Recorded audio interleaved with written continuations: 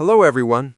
In this video, I'll guide you on how to fix Steam error 0xc00005 in a quick and effective way so you can launch your games without crashes or access issues.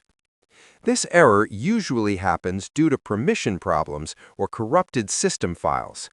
First, restart your computer and then run Steam as administrator to give it full access. Next, verify the integrity of your game files. Open Steam Library, right-click your game, go to Properties, then Installed Files, and click Verify Integrity of Game Files.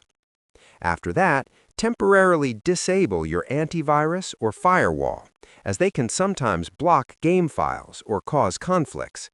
If this fixes the issue, add Steam as an exception. You should also update your graphics drivers and make sure your Windows is fully updated. Another helpful step is to run the System File Checker by opening Command Prompt as administrator and typing sfc/scanshow. Finally, if the issue continues, reinstall the game or Steam completely. After following these steps, error 0xc00005 should be resolved, and your game should run normally again. Subscribe the channel for more videos.